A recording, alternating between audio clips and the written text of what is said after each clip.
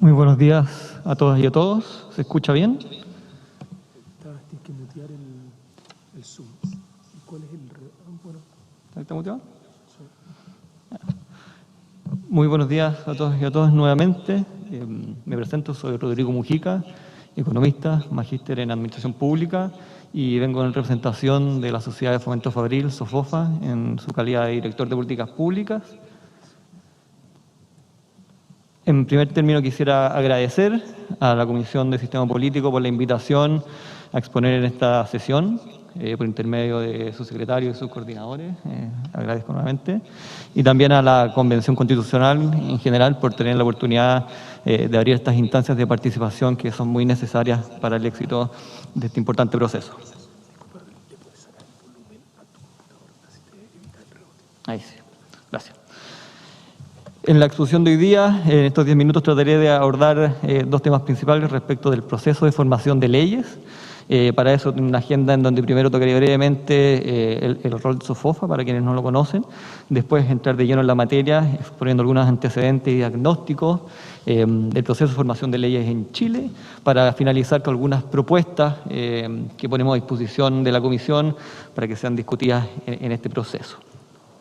Brevemente, SOFOFA es la Sociedad de Fomento Fabril, una federación gremial fundada en el año 1883 para incentivar la actividad manufacturera nacional. Hoy en día está compuesta por 158 empresas socias directas y 65 gremios, entre gremios regionales de las 16 regiones del país y más de 40 gremios sectoriales de más de 20 sectores económicos distintos. Considerando la empresa socia y los gremios, representamos más de 4.000 empresas a lo largo del país y de la cual hay más de 1.000 pymes vinculadas a nuestros gremios. Eso lo convierte hoy en día en una de las organizaciones empresariales más transversales y diversas en cuanto a los sectores económicos y con mayor presencia territorial en el país.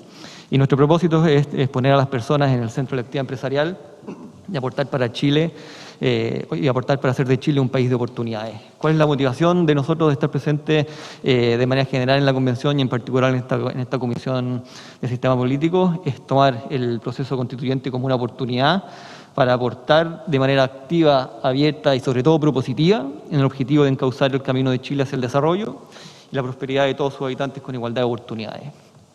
Entendemos que vivimos un periodo de cambios relevantes para el país y nosotros como SOFOFA nos queremos hacer parte de manera sobre todo propositiva de este proceso. Respecto de la temática que nos convoca hoy día, de formación de leyes, quisiera presentarles brevemente algunos antecedentes y un diagnóstico que tenemos respecto a la materia en nuestro país. De manera general, las políticas públicas en general y las leyes en particular son herramientas fundamentales y muy necesarias para promover el bienestar y el desarrollo de las personas. Partiendo de esa base, existe una serie de elementos que nos indican la importancia de contar con una buena regulación, de contar con un buen proceso de formación de leyes y de políticas públicas en general.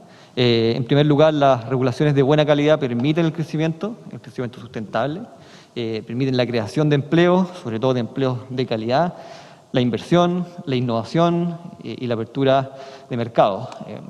Estudios de distintas organizaciones muestran que hay una correlación importante entre la calidad del proceso regulatorio y la formación de leyes, la gobernanza y el crecimiento económico y el ingreso per cápita de los habitantes de los países. Por lo tanto, existe una evidencia de la importancia de una buena regulación. Actualmente, un proceso de formación de leyes que se basa en instituciones, que está institucionalizado, que es dinámico y sobre todo participativo, permite evolucionar hacia un Estado moderno y ágil. Y hoy en día uno de los principales desafíos que tenemos como país es también justamente avanzar en la modernización del Estado y una buena regulación permite lo anterior. En tercer término, la consulta de las partes interesadas o de la participación ciudadana mejora la calidad de la regulación. Pero sobre todo, y esto es muy relevante, aumenta la legitimidad y credibilidad de las acciones gubernamentales y mejora el cumplimiento también de cara a la ciudadanía. En cambio, en sentido contrario, cuando tenemos procesos de formación de leyes de baja calidad o con incertidumbre en los criterios en que se toman las decisiones, deja espacio para interpretaciones discrecionales y para la judicialización. Esto genera una disminución en la competitividad y afecta la creación de empresas, de empleo y inhibe la inversión. A su vez, los sujetos regulados no siempre entienden o cuando no entienden el marco jurídico vigente y los requisitos que deben cumplir, incurren en más costos de lo necesarios para asegurarse de cumplir con la ley, y eso obviamente genera costos adicionales a las personas. Y finalmente, una mala gobernanza de la regulación daña la confianza de las personas en las instituciones y fomenta la corrupción en la esfera pública. Esto último es muy relevante considerando la crisis de confianza que en los últimos años nos enfrentamos de manera transversal a distintas instituciones. ¿Qué es lo que pasa en Chile? Algunos antecedentes respecto no solamente de la cantidad de regulaciones o el stock de regulaciones, sino también del proceso de formación de leyes. Hoy en día en Chile la cantidad de regulaciones asciende a más de 300.000 entre leyes y normativas, entre leyes y normativa infralegal. Entre 250.000 y 300.000, dependiendo de la fuente, y al no haber un catastro oficial o de la regulación existente, se pueden producir algunas brechas o algunas situaciones como duplicidades entre las distintas regulaciones y normativas que son extemporáneas, ya no se aplican a la realidad en la que vivimos, incoherencias entre ellas y también descoordinación entre las entidades reguladoras y las encargadas de la fiscalización. Adicionalmente, la OCDE trata este tema de manera bastante profunda en informes que evacúa cada 2 o 3 años, y el último lo acaba de evacuar hace algunos meses, y establece 3 principios para evaluar la política regulatoria de un país. La primera es el involucramiento de los actores impactados en el proceso de deliberación, básicamente la participación de los interesados, de los grupos de interés, el análisis de impacto regulatorio y la evaluación ex post, ¿no? La evaluación que se hace posterior a la implementación de una normativa, de una ley. En estas 3 dimensiones, que se evalúan tanto a nivel de leyes o de normativa primaria y de reglamento, Chile se encuentra bastante por debajo del promedio de los países de la OECD. En el caso del involucramiento de los actores impactados, Chile solo supera a Hungría, Austria e Irlanda. En el caso de análisis de impacto regulatorio, Chile solo supera a Costa Rica, Colombia y Portugal. Y en el caso de evaluación ex post, Chile se acerca un poco más al promedio de la OECD, pero todavía tenemos algunas brechas. Sí es importante destacar que en algunas de estas materias Chile ha avanzado en los últimos años, y eso lo reconocen algunos organismos internacionales, pero sin embargo todavía tenemos una brecha importante que cerrar. En definitiva, ¿cuál es el diagnóstico que nosotros tenemos respecto a este proceso de formación de leyes?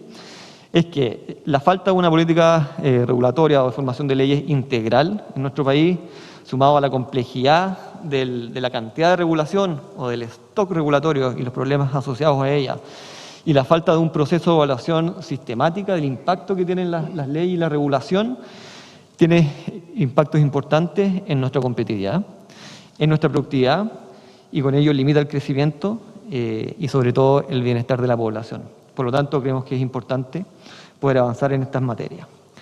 Habiendo dicho lo anterior, y para finalizar, nosotros vemos este proceso constituyente como una oportunidad que nos entrega para abordar justamente este tema y ver la forma de cómo podemos mejorar nuestro proceso de formación de leyes y de regulación, principalmente en los términos de la exigencia de mayor calidad técnica, de mayor transparencia, de mayor participación ciudadana y de la sociedad civil, y finalmente, que también es muy relevante, como una garantía a los ciudadanos respecto del proceso y de los resultados de la toma de decisiones políticas.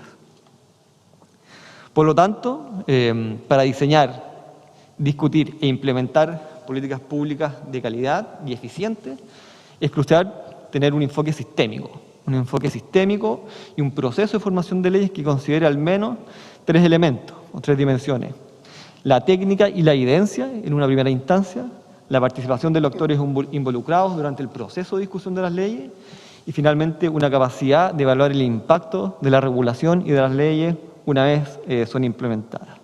Es importante considerar que esto es complementario y no obsta del proceso posterior de la toma de decisión política que hay detrás de cada normativa. Son carriles complementarios que van al mismo tiempo y que el primero, la evidencia, la participación de los actores y la capacidad de evaluar el impacto, insuman e informan la posterior decisión política tan necesaria obviamente que también debe tomarse.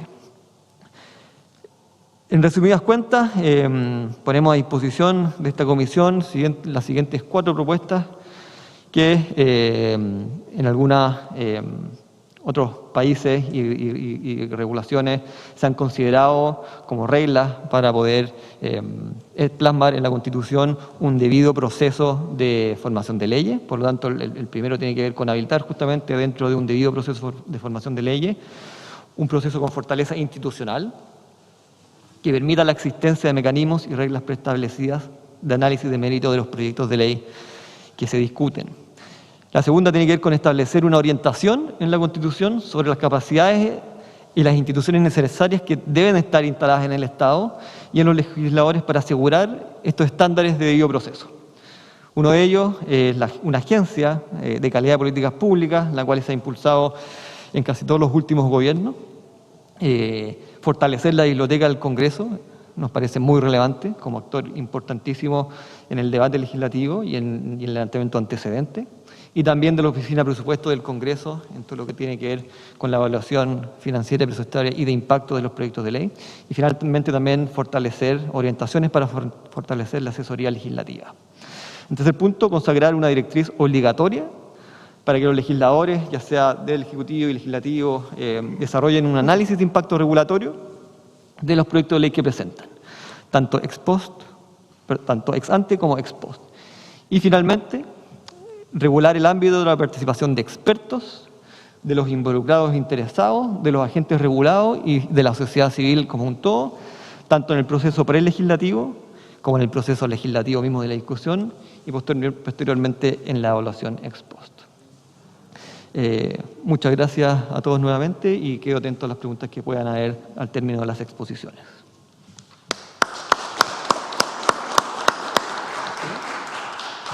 Muchas gracias. Muchas gracias, Rodrigo, por la exposición. Es el turno de Rodrigo Mujica. Tiene 7 minutos para poder contestar las preguntas planteadas por los convencionales. Muchas gracias y muchas gracias a los convencionales por las preguntas sobre la exposición. En primer lugar, quisiera unir las preguntas que hicieron el convencional Hurtado y el convencional Barraza, que entiendo van en una dirección bastante similar respecto de incorporar otros elementos, otras dimensiones al momento de evaluar una ley, una regulación que no se centren solamente en aspectos económicos o materiales. Quisiera de alguna forma mencionar que lo que nosotros hemos presentado es un proceso integral y sistémico que va más allá del KPI, fondo o de lo que nosotros queremos medir respecto de cierta evaluación. Eso puede ser obviamente desde un indicador en el ámbito económico, pero también se pueden utilizar indicadores que vayan en línea con los objetivos que nosotros estamos buscando. Si nosotros nos proponemos como país, como objetivo fondo, avanzar hacia un desarrollo integral, un desarrollo sostenible, obviamente en las evaluaciones de los distintos proyectos de ley que hagamos debemos incorporar indicadores que vayan en esa línea, indicadores económicos por un lado, pero también indicadores sociales, indicadores ambientales u otros que definamos como parte de este proceso de evaluación. Por ejemplo, iniciativas obviamente que tengan un impacto social importante, podemos incorporar dentro de los indicadores fondo o de la evaluación de impacto de ciertas leyes, por ejemplo, la reducción de la pobreza. Si buscamos dentro de esos objetivos que una ley tenga o que busque lo anterior, lo mismo con desigualdad u otros indicadores sociales, ambientales o económicos que nosotros queramos medir. Pero lo importante justamente es que es un proceso sistémico e integral que incluye en un principio la técnica a través del uso de la evidencia, después de la participación de la ciudadanía y finalmente de la evaluación en aquellas dimensiones que nosotros queremos medir, independiente si es económica u otras dimensiones como la social o la ambiental. En segundo término, respondiendo a la pregunta de la convencional Politzer, para aclarar un poco la propuesta 3 y la propuesta 4. La propuesta 3 respecto de consagrar una directriz obligatoria para que los legisladores, ya sea el Ejecutivo y el Ejecutivo y el Legislativo, desarrollen el análisis de impacto regulatorio. Lo que se busca es que sea quien sea que lleve adelante o presente un proyecto de ley, ya sea el Ejecutivo o desde el Poder Legislativo, estos vengan acompañados de un análisis de impacto regulatorio ex ante. Es decir, cuando tanto el Ejecutivo presenta un proyecto de ley, un mensaje, de venir acompañado de un impacto regulatorio anterior. Lo mismo si es que es el caso de un proyecto de ley presentado por los parlamentarios. Estos también deberían obligatoriamente venir acompañados de un análisis de impacto regulatorio ex ante. ¿Qué pasa con el análisis ex post? Aquí obviamente cambia un poco la responsabilidad de quién debe ser el encargado y cómo se ejerce esa obligatoriedad. Generalmente recae, lo que hemos visto en otros países, es que recae principalmente en el órgano del Poder Ejecutivo encargado de regular y fiscalizar la materia que se ha normado, que se ha regulado. Por ejemplo, una materia económica, obviamente después de un tiempo ya no es exigible a quienes la tramitaron en su minuto, pero sí debiera ser, por ejemplo, el ministerio a cargo de regular o fiscalizar, o fondo que está bajo sus materias normativas, el encargado de realizar esa evaluación ex post. Respecto de la propuesta 4, que regula el ámbito de la participación de los expertos involucrados, agentes interesados y la sociedad civil, básicamente esto sería la práctica de manera de oficializar y regular, por ejemplo, la participación de personas en las comisiones que se desarrollan tanto en el trabajo legislativo como también en instancias prelegislativas a los cuales también se hace o se persigue una participación ciudadana. Por ejemplo, las consultas públicas, las políticas nacionales, en donde se abre la participación a la ciudadanía de manera presencial como también de manera abierta a través de comentarios en la página web. Por lo tanto, son ambas ideas que, si bien hoy en día están presentes en cierta profundidad en nuestra regulación, creemos que es importante que al menos queden consagradas en la Constitución. La primera, en fondo, como una obligatoriedad de hacer estos impactos regulatorios, y lo segundo, regular el ámbito o el proceso de esta participación.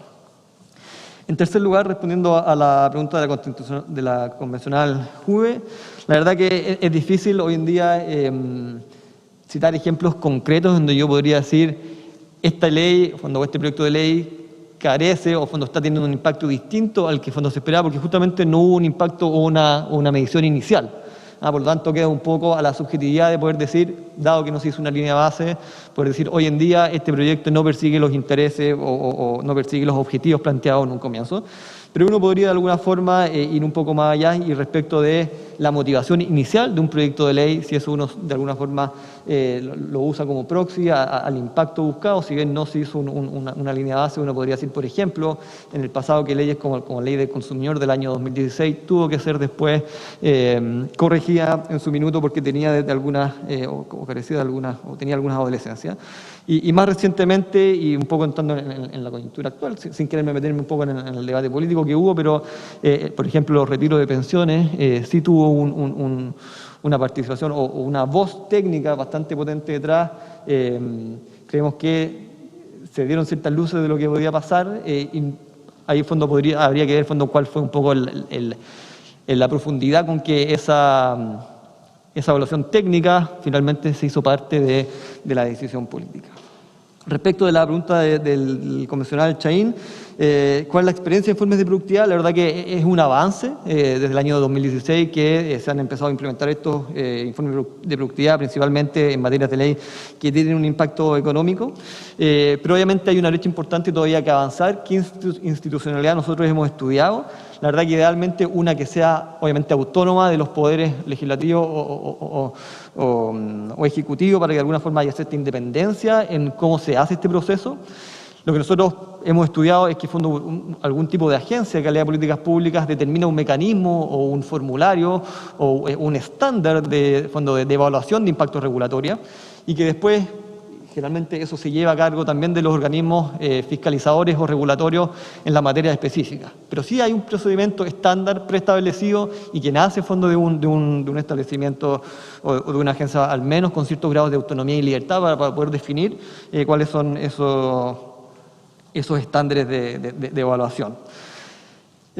Y finalmente, la pregunta del convencional Montero respecto de regular a los actores privados y en la incidencia o grupos de poder. Creemos que Hoy en día existe una ley del OI respecto a fondos para regular por lo menos la influencia de distintos actores en el proceso político.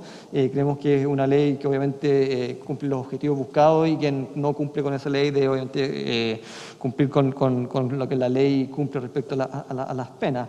Este proceso, lo que nosotros buscamos también es que se regule de alguna forma esa participación tanto de los involucrados, los grupos interesados, los agentes regulados y abierto también a la participación ciudadana, y que quede justamente bastante claro cuáles son los espacios, las formas y las profundidades en que los distintos actores que acabo de mencionar puedan participar de este proceso prelegislativo, legislativo y de evaluación posterior.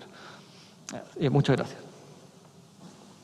Muchas gracias a todos los expositores por su presentación.